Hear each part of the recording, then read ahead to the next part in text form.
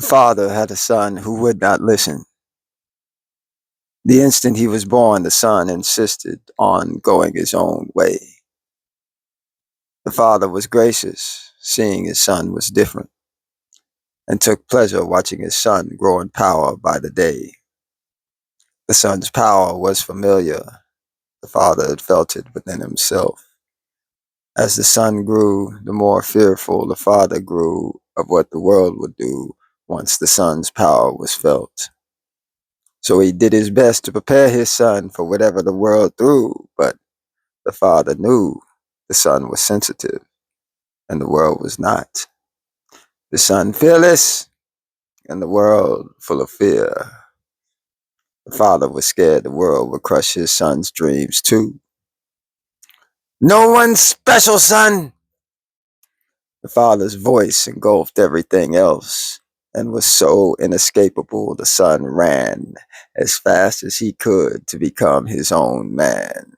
No longer could the son stand paralyzed by the father's fears. Too afraid to let the pain show, the father let the son go, turning his back to hide his tears. Looking back to see his father's back, the message was clear. He was on his own to face this world alone, and for the first time the son felt fear. Too afraid to let fear stop him, the son kept going, not knowing where he was headed. His broken heart led him all the way to the city of messengers. He arrived to find all the women looked like angels. Even the not so attractive were trained in the art of distraction.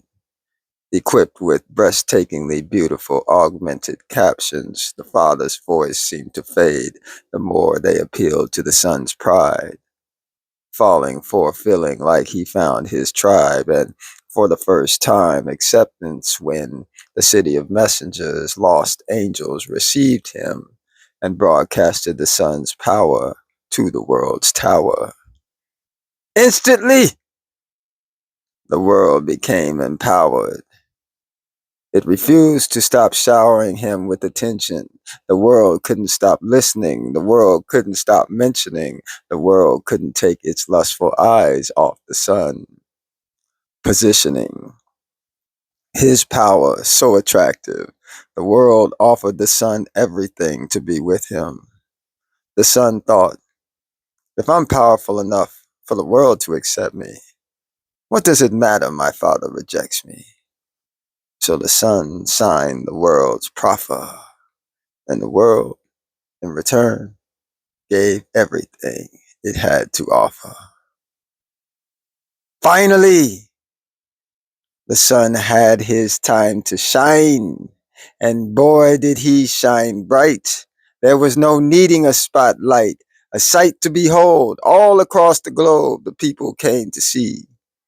The sun shined so brightly, he blinded the people unintentionally, left everybody in a state of darkness wandering. In 15 minutes, the people went from searching for the limelight to cursing the source of their blind plight. Preoccupied, getting his mind right, the son walked out unaware on the world stage without a crowd to see. Suddenly, the son's power started diminishing, and the world could feel it leave. Unapologetically, the world began to search for the next best thing. How quickly the world turns. The son couldn't believe. He screamed, "How could you do this to me?" The world replied, "I gave you everything. You wanted a place to shine. Check. We both know that's all you cared about, and that check. Oh, you're shining now, but you are just as replaceable as the next. There are millions like you who have even more power. I can have your replacement here within the hour. See, you made a common mistake most men make, thinking it's all about you. You might want to reread your offer. You'll find that's not true." The son carefully read what it said in the fine print. The power is in the people, and on this, everything is contingent.